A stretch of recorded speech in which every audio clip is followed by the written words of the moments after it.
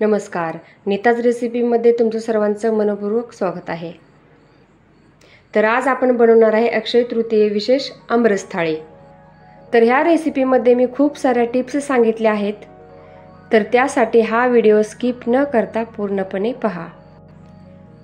मग चला तर वेळ न घालवता रेसिपीला सुरुवात करू। तर इथं आता मी आमरस बनवण्यासाठी हे असे 4 बाजारातून आंबे आणले आहेत। तर आंबे आणताना ना थोडंसं चेक करून आणायचे, जेणेकरून असा पिवळसर एकदम आंबा असला पाहिजे आणि असा थोडासा वास घेऊन पण बघायचा, जेणेकरून त्या आंब्याचा वास सुद्धा असा गोड येतो। यामुळे आपला रस ना एकदम व्यवस्थित बनून तयार होतो। तर आता हे आंबे आपण 15 ते 20 मिनिटांसाठी ह्या पाण्यामध्ये भिजत ठेवायचे आहेत, कारण आंबे गरम असतात, यासाठी 20 मिनिट आपल्याला भिजत ठेवायचे। तोपर्यंत गवारीला फोडणी देऊन घेऊया।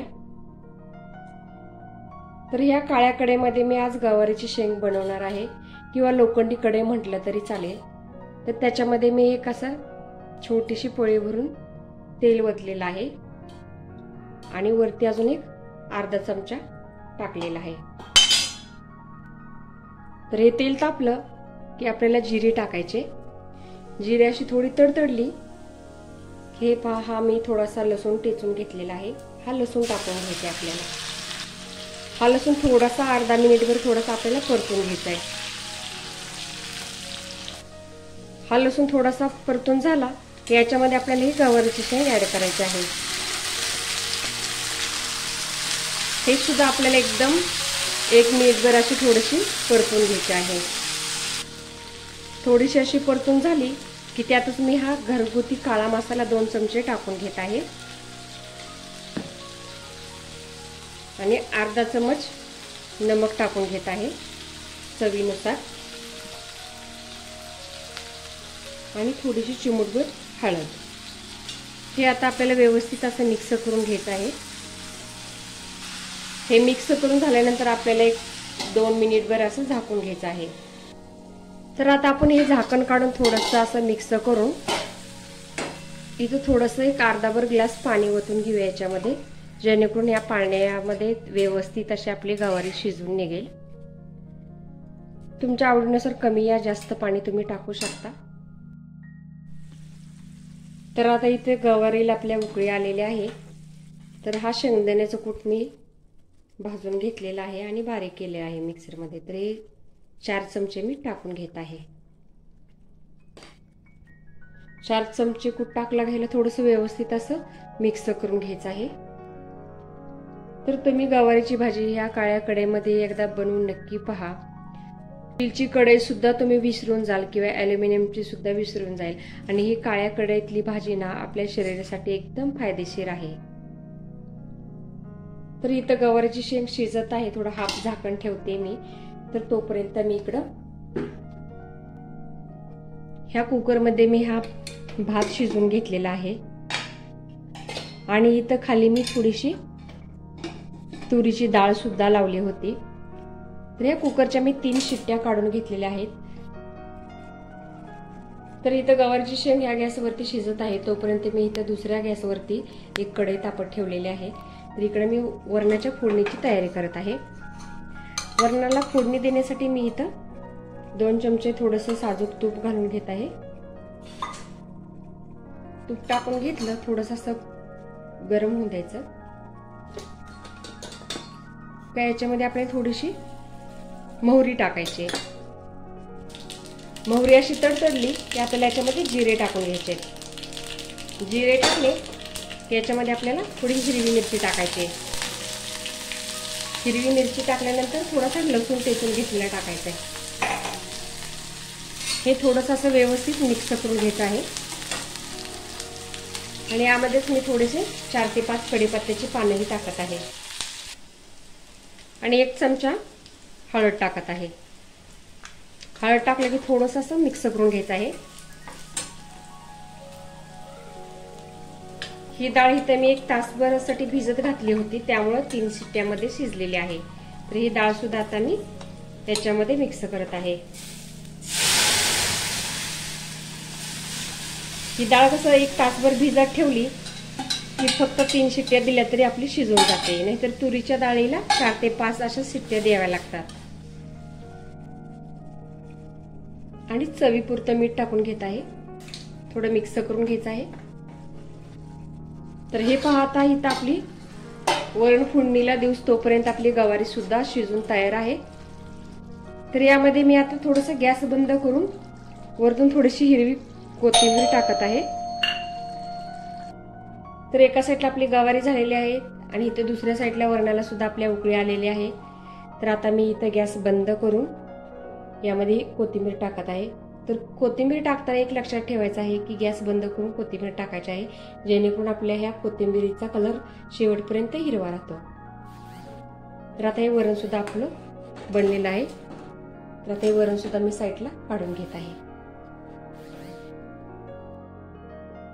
तर आता इथं आपण आमरस बनवायला घेऊया. तर हे आंबे मी अर्ध्या तासासाठी पाण्यात भिजत ठेवले होते आणि हे जे तोंड आहेत ना थोडीशी, तर ह्याचं थोडंसं असं ह्या पद्धतीने चाकूने थोडंसं कट करून घ्यायचं आहे, जेणेकरून चिक हा याच्यामध्ये चिक असतो, त्यामुळे असं कट करून घ्यायचं आहे. तर आता इथे एका वाटीमध्ये मी आंबा काढून घेतलेले आहेत आणि या आंब्यांना मी असं 2 भाग करत आहे. या आंब्याचा हे पहा, ह्या पद्धतीने असं कट करून आपण रस बनवायचा आहे. कारण डायरेक्ट असा आंबा जर का पिळून रस बनवला तर आत खराब असला तर आपल्याला तो कळणार नाही. त्यामुळे हा आंबा जो आहे ना असा व्यवस्थित आपल्याला कट करून घ्यायचा आहे आणि असं चेक करून नंतर रस बनवायचा आहे. तर अशाच प्रकारचे आपण सगळे आंबे कट करून घ्यायचे आहेत. तर आता हे आंबे अशाच प्रकारे सगळे कट करून घेतलेले आहेत मी. तर आता ही प्लेट आपण साईडला करून या वाटीमध्ये आपण ह्या फोडीचा असा पल्प काढून घ्यायचा आहे. तर ही एकदम सोपी पद्धत मी सांगत आहे. हे असे काप करून घ्यायचेत आपल्याला.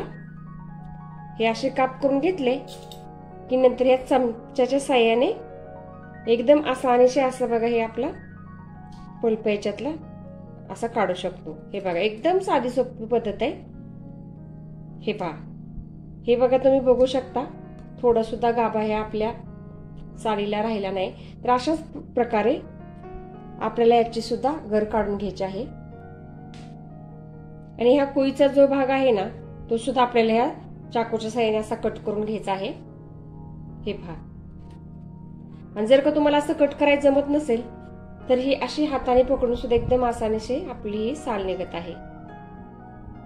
आणि असं चाकूच्या साह्याने आपल्याला असं कट करून घ्यायचं आहे. हे पहा, ही ना कट करायची असे एकदम साधी सोपी पद्धत आहे. तर हा आमरस मी आज तुम्हाला दुधामध्ये सुद्धा आणि अगदी पाण्यामध्ये सुद्धा बनवून दाखवणार आहे. अशा 2 पद्धतीने बनवणार आहे. तर हे पहा, अशाच पद्धतीने मी 4ही आंब्यांचा असा गाभा काढून घेतलेला आहे. तर मी इथे या सालीमध्ये आणि कोयामध्ये थोडंसं पाणी ऍड करून ह्या हातानं थोडंसं असं रस काढून घेत आहे. तर ह्या कोया सुद्धा आपल्याला ह्या अशा हाताने थोड्या मॅश करून घ्यायच्या आहेत. तर हे पहा, त्या कोयातून आणि सालीतून सुद्धा किती घट्ट असा आपला हा रस निघालेला आहे. तर तो आता मी या वाटीमध्ये ऍड करत आहे. तर आता इथे मिक्सरच्या भांड्यामध्ये मी 4 ते 5 खडे बर्फाचे टाकत आहे आणि त्यानंतर ह्यातला हा अर्धा गाभा काढलेला मी या मिक्सरच्या भांड्यामध्ये काढून घेत आहे.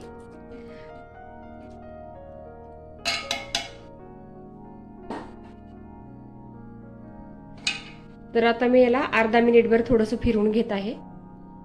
थोडंसं फिरवून घेतलं की आपल्याला जेवढं गोड हवं तेवढी साखर याच्यामध्ये टाकून घ्यायची आहे. तर ही साखर ना मी इथं मिक्सरच्या भांड्यामध्ये अगोदर अशी बारीक करून घेतलेली आहे.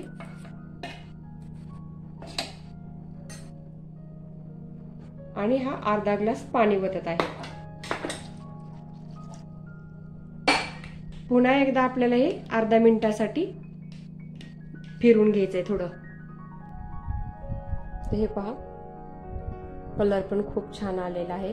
आणि हा रस बनवताना मिक्सरच्या भांड्यामध्ये नेहमी बर्फ टाकायला विसरायचं नाही, कारण बर्फ नाही टाकला तर हा रस जो आहे तो काळा पडतो.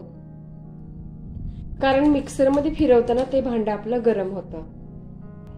त्यामुळे ही टिप्स बर्फाची अजिबात विसरायची नाही. तर आता ही रस मी एका बाउलमध्ये काढून घेत आहे. हे पहा, कलर अगदी किती सुंदर आलेला आहे, बघू शकता तुम्ही। तर हा झाला आपला पाण्यातला रस। तर आता अशाच पद्धतीने आपण दुधातला सुद्धा रस बनवून घेऊया। तर हा दुधाचा आमरस सुद्धा बनवताना आपल्याला थोडे बर्फाचे खडे टाकायचे सर्वात पहिले। त्यानंतर आपल्याला हा आंब्याचा गर ह्याच्यामध्ये ऍड करायचा आहे आणि त्यानंतर ही साखर मिक्सरमध्ये बारीक करून घेतलेली साखर टाकून घेतली की नंतर हे दूध मी उकळून घेतलेलं आहे आणि नंतर थंड केलेलं आहे। तर जेवढं पाहिजे घट्ट पातळ त्या अंदाजाने तुम्ही दूध ओतून घ्यायचं आहे। दूध ओतून घेतलं की ह्याला एक अर्धा मिनिट मिक्सरमध्ये फिरवून घ्यायचं आहे।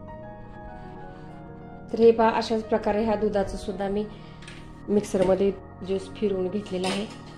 तर हा आता आपण या भांड्यातून एका पातेल्यामध्ये काढून घ्यायचा आहे। हे पहा,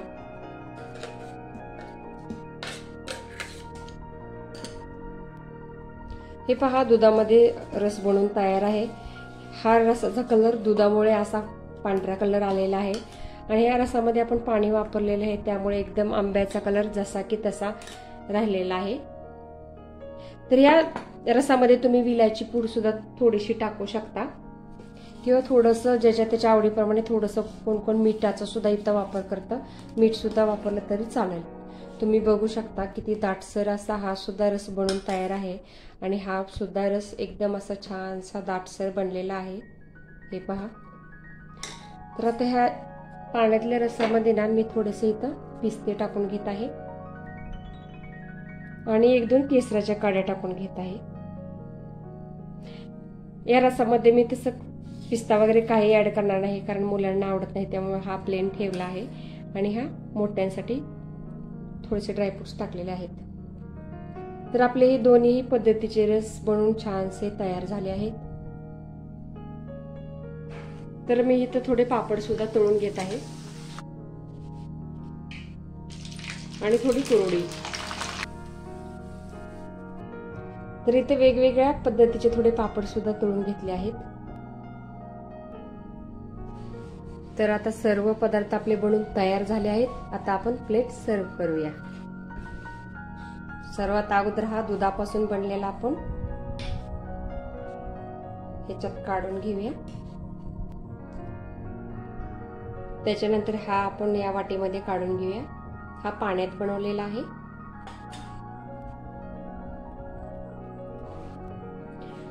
त्याच्यानंतर या काळ्या कढईतली आपली ही गवारची भाजी सुद्धा,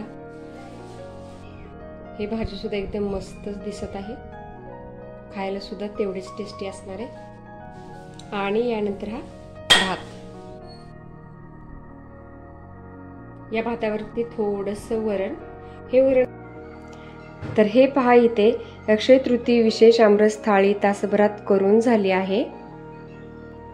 तर तुम्ही सुद्धा याच पद्धतीने ही थाळी बनवून नक्की पहा। तर ही रेसिपी खूप साधी सोपी आहे, अगदी तुम्ही पहिल्याच प्रयत्नात बनवू शकता। मग चला तर नंतर भेटूया अशाच एखाद्या नवीन रेसिपी सोबत। तोपर्यंत नमस्कार।